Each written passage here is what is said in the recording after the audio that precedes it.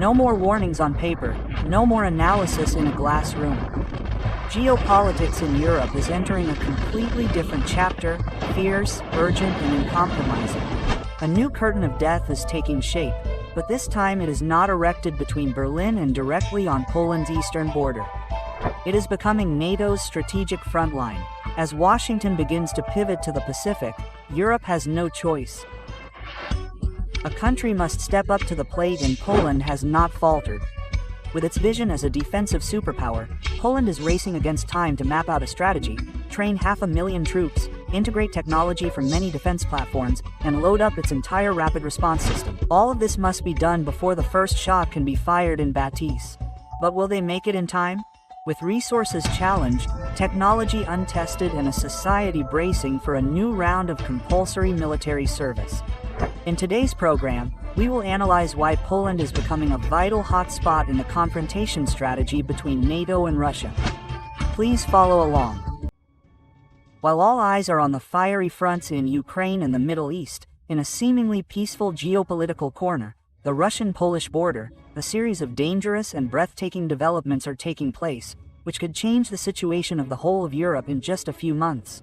There is no doubt that President Putin is operating a secret chess game to destabilize NATO. Analysts agree that if Russia launches a war in Europe, it will only have 21 meters of time, or even this year, which is almost impossible when the Russian army has not yet escaped the battlefield of Ukraine, or in the period from 2027 to 2030, when Moscow has recovered enough strength to create a large-scale attack. However, while strategists are still calculating the time of war, another, quieter but equally dangerous attack has begun. It is the type of war that Russia operates through migration, population, psychology, and indirect tactics. All are being deployed in Poland, NATO's most important buffer zone. NATO's Article 5 can be activated at any time if the border clashes escalate. The scenario of hybrid war with the use of local nuclear weapons is completely possible. In that context, Poland, the country next to Kaliningrad, where many of Russia's tactical nuclear leaders are concentrated, is becoming the most dangerous front line on the continent. Not stopping there, Poland also borders Belarus, a country that, although independent on paper, has been incorporated into the Russian military command system by President Alexander Lukashenko. The Russia-Belarus alliance since 1999 is no longer a document but has transformed into a tactical alliance. The West can no longer continue to be suspicious. From Kaliningrad to Belarus, a siege seems to be closing around Poland. And if that ring of fire closes, Europe could enter a whole new era of conflict where no shot can start a global war. One of the most profound strategies that President Vladimir Putin is deploying is not in the massive attacks but in the quiet annexation of the sovereign state of Belarus. Through carefully planned economic projects, Russia has removed almost all the barriers between the two countries. From customs control, supply chains to monetary policy, Belarus is now moving to use the ruble as its national currency while receiving gas prices that are almost as cheap as domestic prices, the price of becoming a strategic satellite of Traman. But Moscow's real target is not Belarus, but NATO, and Poland is the next step in that game. We cannot forget that the first attacks on Ukraine came from Belarus because of its position of pressure, and Russia continues to maintain tens of thousands of troops there. Not only to support the Ukrainian battlefield but also to create quiet pressure on Poland, NATO's frontline country. Even if it does not attack immediately, Russia can still use its forces in Belarus to blockade, isolate, or reoccupy the territory when needed. Especially serious is that since June 2023, tactical nuclear weapons have been deployed on Belarusian soil, a move that has turned the entire nuclear deterrence strategy in Europe upside down. While Moscow and Beijing are still preaching about the denuclearization of foreign territories, Russia has quietly placed its arsenal right next to NATO.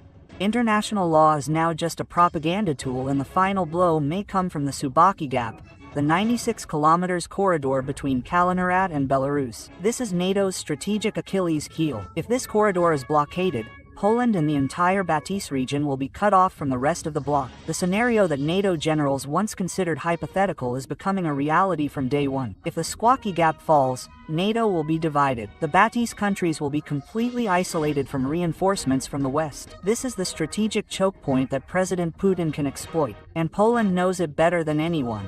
So what does it do? No negotiating, no waiting. Poland is in an arms race. In May 2025, Prime Minister Donastis shocked Europe by announcing a doubling of the Polish army to 500,000, including reserves, with the aim of turning Poland into NATO's steel shield, ready to confront any threat from the east. To understand the horror of this number, 500,000 troops is almost equal to the total number of troops of Germany, France and Britain combined. A rapid jump from 120,000 in 2021 shows that Poland no longer puts its faith in diplomatic threats but has shifted to actual military power. Increasing troop numbers is one thing, but expanding military training and reserves is key. While NATO is still debating, Poland has proposed a model of a 7 million strong army ready to take down if war breaks out. That is an unprecedented number in peacetime in Europe. But then the National Defense Training Program will be expanded from 2026 with a goal of training 100,000 people by 2027. But the most impressive part is still the money. 42 billion United States dollars is the answer. In early 2024, Defense Minister Bachu B confirmed that more than 150 military contracts will be signed, from missiles, tanks, aircraft to radar systems. The goal is clearly to turn Poland into an impenetrable NATO wall. In the current European chess game, Putin may have his hands on the table, but Poland is loaded. While many European countries are still arguing about defense budgets, Poland has quietly transformed itself into a giant military complex, ready to fight any conflict in the east. Their shopping list is startling. From M1, A2, IROMs, Ibakar, F-35 to Hazex, all are the mainstays of the US military that have been tested in Ukraine. But the scary thing is that BA is not only buying for use but also buying for production. In 2022, they signed a deal worth more than 13.7 billion United States dollars with South Korea. Looking at the K2 Black Panther, K9 Thunder and FA-50, at the same time paving the way for technology transfer and local production. In addition, the two countries are negotiating an additional 6 billion US speakers contract with 63 two-wheel tanks that will be produced right on Polish soil. This is not just an act of equipping but a declaration of military-industrial independence. This strategy helped Poland shorten the supply chain, increase the speed of supplies during the war and above all become the leading arms manufacturer in Europe. At the same time, they also provided Ukraine with unprecedented aid of more than 100 million rounds of ammunition. Many of them came from old Russian tanks and weapons that were mass-produced. The new World War arsenal was almost emptied and replaced with the most modern Western weapons. Poland is now not only increasing its troops and spending, but is also building a self-sufficient military ecosystem from training, equipment, production to support. A country that was once a buffer zone between the two blocs during the Cold War is now emerging as a decisive force in any conflict in Europe. And most importantly, Russia knows it. The war in Ukraine has pushed Russia into an unprecedented state of attrition. Only Western analysts believe that Russia will find it difficult to open a new front while struggling in Donbass. But that is when the war is still within conventional limits. If Moscow is driven to desperation, it is entirely possible that it will resort to nuclear options. In such a scenario, no air defense system is fast enough, no rocket artillery is fast enough, a more powerful deterrent is needed, and Poland is preparing for exactly that. France, the country with the largest nuclear arsenal in the EU, has suggested extending its nuclear shield to the entire European continent. And Poland is not missing the opportunity to start serious negotiations to become the next port of call for French nuclear submarines. Imagine a French nuclear submarine in the Bay Sea less than a few hundred kilometers from Calidres. That is not just a range, it is a declaration of strategic war. The question is, where will the money come from? Poland, an economy smaller than the US state of Florida, is spending on defense at a level that even the base camp has to pay attention. Deputy Prime Minister Rodal Sikowski announced that we will reach 5% CDB defense by 2025, 45 billion United States dollars per year for military spending, the highest spending rate in the entire NATO. In 2023, Poland will spend more than 4.1% CDB, surpassing the US, Germany, France, the UK and all other countries in the bloc. This is an unprecedented level of spending in a time of crisis in Europe. Even during the Cold War, NATO countries could not maintain this rate for too long. BSF, the former US Secretary of Defense, once commented that Poland is the embodiment of words and actions. There is no doubt that Poland is not only preparing for war, it is preparing for the post-war period. Poland is not acting out of fear, but because it sees what many European countries still suspect. Kaliningrad is rearming at an alarming rate. Outgoing President Andrzej Duda has taken the unprecedented step of proposing a 4% defense spending cap on CDP into the constitution. This is no longer a short-term policy but a vital law for a NATO frontline state. Kaliningrad, a seemingly small name, is a model of mass destruction. It is not only a naval base but also a strategic nuclear reactor of Russia in the heart of Europe. Even after the loss in Ukraine, the fleet is still there. 52 surface warships, stealthy defense ships carrying cruise missiles, 4 squadrons of modern fighter jets, and especially dozens of Iskander missiles that can carry nuclear warheads. Their range of more than 480 kilometers makes them a threat to Vilnius, Riga, Vel, and dozens of other strategic cities. Satellite images from May 2025 confirm what Western intelligence fears. The nuclear weapons storage facilities at Sindrad are being rebuilt and expanded, triple-fenced, with encrypted communications equipment, arranged according to the nuclear war model. Kalyanar is a choke point for all supply lines from the North Sea and the Baltic Sea. If a conflict breaks out, this land will immediately be activated like a nuclear artillery. NATO lands open their scepters and roar. Vladimir is not exaggerating when he calls it Russia's unsinkable aircraft carrier. Once activated, Kalyanar will not only be a launching point for attacks but also a trigger for World War III. And that is why Poland does not wait any longer for them to increase defense spending, build a nuclear alliance with France, and prepare the legal framework for war.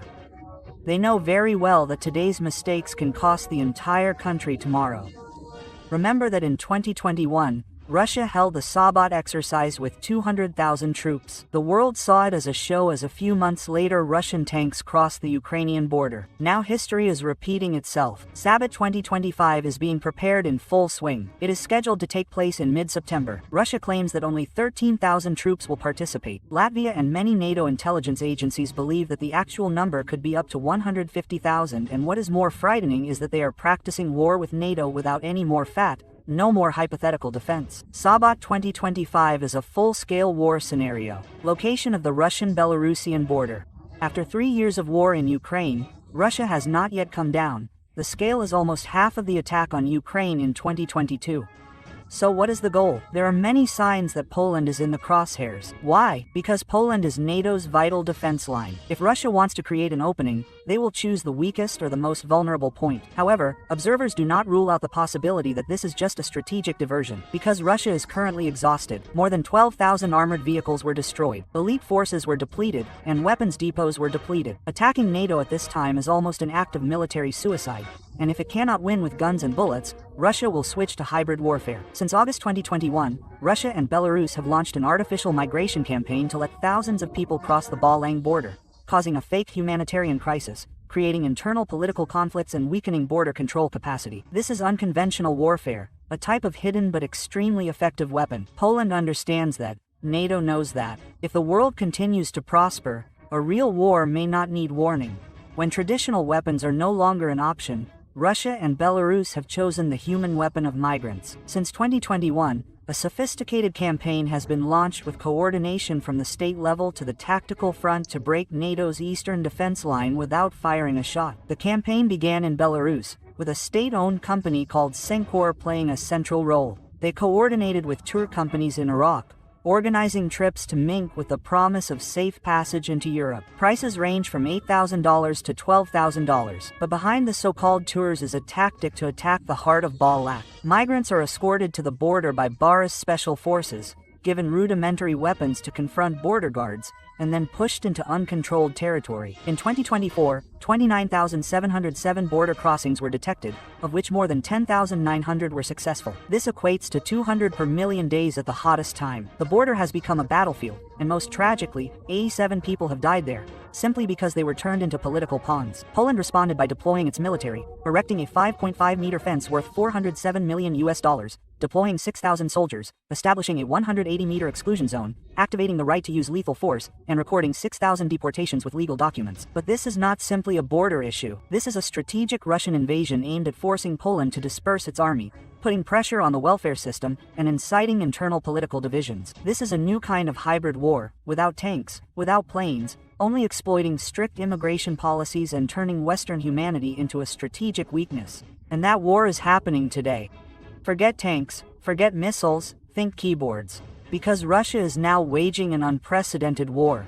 A digital war aimed directly at Poland, NATO's frontline country. In 2024, more than 100,000 cyber attacks were recorded in Poland. That is, 1,700 per week, every day. Firewalls were tested more than 240 times. The targets are no longer secret. Government websites, transport infrastructure, mass media, and even sports. Russian hackers broke into the anti-doping agency and stole 50,000 medical records. They posted fake news in the Tianfeng newspaper, creating rumors that 200,000 Polish troops were preparing to enter Ukraine. The metro system was disrupted when the Russian national anthem rang out in the train cars. This is no joke. This is state-level cognitive warfare. In parallel with Russia, a sophisticated propaganda campaign has been launched on social media, with 50 clear attacks, inciting fear of war, buying up Ukrainian refugees, undermining confidence and energy security in Europe, recalling history to divide countries, and portraying the EU as a front for US power. All these efforts are aimed at the sole purpose of dividing NATO,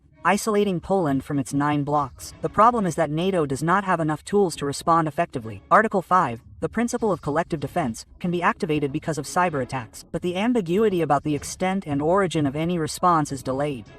Russia knows this well and is exploiting it to the fullest. This is the most modern, most dangerous front, which does not require guns or bullets but can paralyze an entire country before the first shot is fired. This is no longer a theoretical exercise, no longer a war simulation. Everything that is happening shows that a new strategic era is beginning. The curtain has fallen again, but not between East and West Berlin this time, but between Poland and its 2 strategic rivals, Russia and Belarus. Poland is taking on the role of a defensive superpower as the US may shift its focus to the Pacific under the Trump presidency. Europe needs a front runner and Poland has stepped up. It has positioned itself as NATO's white flag, the strategic spearhead of a divided continent. But the bigger question is, does Poland have enough time? Western intelligence believes Russia could attack a NATO country within the next 5 to 7 years. Germany warns that war in the bi-region could break out before 2030. That means 500,000 Polish troops must be ready for that hook. Modern weapons must be trained and deployed. NATO must operate a coordinated response system. If successful, the land will no longer be the easily swallowed buffer zone that history has recorded. They will become a real strategic counterweight to Russia. However, it will not be easy. Recruitment is in trouble. Finances may force the EU to intervene. The ability to integrate military technology from many countries has never been tested on this scale. Poland can restore compulsory military service, a landmark decision. In 2008, they abolished it. Many days are no longer 2008. Just the past 3 years have shown that the world has changed so quickly that old strategies become obsolete in the blink of an eye. Ladies and gentlemen, our video time is up here. Thank you for your attention and watching. See you in the next videos.